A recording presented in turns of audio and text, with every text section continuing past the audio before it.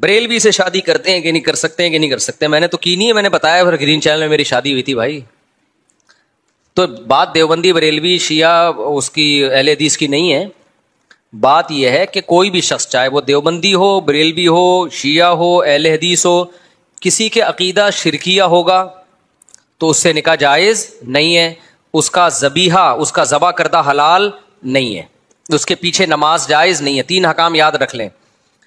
جس کا 2 اور 2 4 کی طرح شرکی عقیدہ ہے نا، چاہے دیوبندی ہو، بریلوی ہو، اہل حدیث ہو، 3 احکام شریعت میں ہے، اس کے پیچھے نماز جائز نہیں ہے، نماز پڑھ لی نہیں ہوگی. نمبر 2، وہ ذبح کرے گا جانور تو اس کا ذبیحہ حلال نہیں ہوگا. نمبر 3، اس سے نکاح کریں گے تو نکاح منعقد نہیں ہوگا. تو یہ کون ہے؟ جس کا عقیدہ اسلام کے کسی بنیادی ضروری عقیدے کا انکار کرے، وہ جیسے قادیانی ہے، ختم نبوت کے منکر ہیں، یا کوئی شخص اسلام کے عقیدہ توحید کا انکار کرتا ہے صاف لفظوں میں، میں نبی کو حاضر ناظر مانتا ہوں، ہر جگہ موجود ہیں، میں نبی کو عالم الغیب مانتا ہوں، سب کچھ اللہ نے علم دیا ہے نبی کے پاس، ما کان و ما یکون، کوئی چیز نبی سے مخفی نہیں ہے، یہ شرکی عقیدہ ہے. نبی کو مختار کل سمجھتا ہو کہ اللہ نے آپ کو تمام اختیارات دے دیے، آپ جو چاہے کر سکتے ہیں، اللہ نے آپ کو اختیارات دے دیے، حالانکہ اللہ کہتے ہیں میں نے اختیارات کسی کو نہیں دیے. تو یہ 2 اور 2 4 کی طرح واضح بات کرے، گھمائے پھرائے نہیں.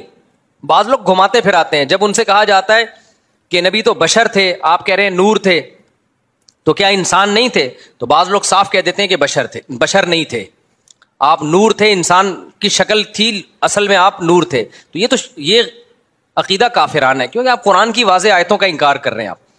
لیکن بعض لوگ تعویل کرتے ہیں، کہتے ہیں نہیں ایکچولی وہ اس لحاظ سے نور تھے کہ وہ ہدایت کا نور تھے. وہ تو ٹھیک ہے، ہم بھی کہتے ہیں ہدایت کا نور تھے، لیکن انسان تو تھے نا، بشر تو تھے نا. آپ کے والد تھے عبداللہ، آپ کی والدہ تھی آمنہ، اور جو آج بھی سید ہیں وہ بھی بشر ہیں، سارے گوشت پوش کے بنے ہوئے انسان ہیں. تو جو تعویل کرتا ہے، تعویل والا نہیں، 2 ٹوک لفظوں میں انکار کرے گا نا، نبی کو حاضر ناظر کہے گا، مشکل کشا کہے گا، تو وہ دائرہ اسلام سے خارج ہو جائے گا. یہ مولوی نہیں فتوے لگا کے دائرہ اسلام سے خارج کرتے، مولوی بتا دیتے ہیں کہ یہ ہو چکا ہے. لوگ کہتے ہیں مولوی ٹھیکیدار بنے ہوئے دائرہ اسلام سے خارج کرنے کا. مولوی ٹھیکیدار نہیں بنے ہوئے، جو بیچارہ ہو جاتا ہے مولوی اس کے بارے میں رپورٹ پیش کر دیتے ہیں کہ یہ کیا ہو گیا ہے، ہو گیا ہے. اچھا، بعض لوگ یہاں کہتے ہیں ہم کون ہوتے ہیں کسی کو کافر کہنے والے. کچھ براڈ مائنڈڈ قسم کے اسکالر ایسے بھی مارکیٹ میں آ گئے ہیں کہ ہم کون ہوتے ہیں بھائی یہ فیصلہ کرنے والے، یہ تو قیامت میں اللہ فیصلہ کرے گا. اللہ قیامت میں بھی کرے گا، اللہ نے دنیا میں بھی فیصلہ کر دیا ہے. اللہ نے دنیا میں بھی بتا دیا ہے، قرآن و سنت میں واضح تعلیمات ہے کہ کون مسلم ہے اور کون کافر ہے. لہذا یہ فیصلہ کہ ہم کون ہوتے ہیں، ہم واقعی نہیں ہوتے، لیکن اللہ تو ہوتا ہے نا یہ فیصلہ کرنے والا. تو جو اللہ نے فیصلہ کیا وہ ہم پبلک کو بتا دیتے ہیں کہ یہ دلیل ہے اور یہ اللہ کا فیصلہ ہے. ہاں دلیل غلط تو پھر آپ کہیں کہ یار دلیل صحیح نہیں دے رہے آپ، تو یہ بالکل غلط ہے. ہم واقعی کسی کو کافر کہنے والے نہیں ہوتے، لیکن اللہ تو ہوتا ہے نا. تو اللہ رسول نے جس کو کافر کہا ہو ہم اس کو کافر بتا دیتے ہیں، بناتے. ہمارے یہاں کوئی فیکٹری نہیں ہے کافر بنانے کی، کوشش ہماری یہی ہوتی ہے کہ مسلمان بنائیں. ہم جو ہو جاتا ہے اس کو بتاتے ہیں بھائی اس کا اسلام سے تعلق نہیں ہے. اچھا، بعض لوگ کیا کرتے ہیں کہ براڈ مائنڈڈ اتنے بنتے ہیں کہ کسی کو کافر نہ کہو، کسی کو غیر مسلم نہ کہو. ٹھیک ہے، کافر کا لفظ ذرا سخت ہے تو آپ غیر مسلم کہہ دیں. جب غیر مسلم کو بھی آپ کافر کہتے ہیں نا تو اس کو چڑ ہوتی ہے اس سے. تو کسی کو ہمیں طنز کرنا تو شریعت میں پسندیدہ نہیں ہے نا، تو اس کے لیے آپ اس کو کافر نہ کہیں، غیر مسلم کہہ دیں. یہ ہلکا لفظ ہے. اس پہ وہ تو خود مانتا ہے کہ میں مسلم تھوڑی ہوں. یہ ایک الگ بات ہے کہ ہم کافر کو کافر کے بجائے ہم کیا کہیں گے، ایک ادب تمیز کا لفظ استعمال کریں گے، بھائی یہ غیر مسلم ہے. جیسے قرآن نے بھی اہل کتاب کو اہل کتاب کہا، ایک رسپیکٹ دی نا ان کو، لیکن یہ تو نہیں کہا کہ یہ مسلم ہے، یہ تو نہیں کہا نا. اتنی رسپیکٹ تھوڑی دینی ہے کہ ہم افورڈ ہی نہ کر سکیں.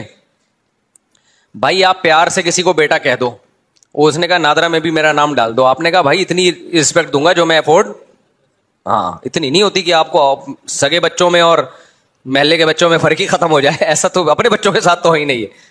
تو اللہ نے اسلام کا ایک دائرہ رکھا ہے، اگر آپ ہر شخص کو اس اسلام کے دائرے میں لے آؤ گے تو مسلم غیر مسلم کی جو باؤنڈری ہے وہ کیا ہو جائے گی، ختم. اور اللہ یہ باؤنڈری کو قائم رکھا ہے، قیامت تک رہے گی. یہ فرق ہے اللہ کے ہاں، اس میں اس کے شرعی احکام ہیں. تو غیر مسلم کا ذبیحہ حلال نہیں ہے سوائے یہودی عیسائی کے، غیر مسلم سے نکاح جائز نہیں ہے سوائے یہودی عیسائی کے، اور غیر مسلم کے پیچھے نماز جائز نہیں ہے. وہ تو یہودی عیسائی ہو اس کے پیچھے بھی جائز نہیں ہے. سمجھتے ہو کہ نہیں سمجھتے؟ تو یہودی عیسائی ایسے غیر مسلم ہے کہ ان کو اللہ نے 2 پروٹوکول دے دیے کہ ان کی عورت سے نکاح کر سکتے ہیں، ان کے مرد سے نہیں ہو سکتا. نمبر 2 وہ جب جانور ذبح کریں گے تو وہ حلال ہے ہمارے لیے. یہ صرف عیسائی اور یہودی کو پروٹوکول دیا, مسلمانوں میں کوئی مشرک ہو جائے اس کو یہ پروٹوکول نہیں دیا, اس کی کوئی دلیل نہیں, کیونکہ وہ بڑا مجرم ہے نا, توحید میں پیدا ہو کے شرک کر رہا ہے.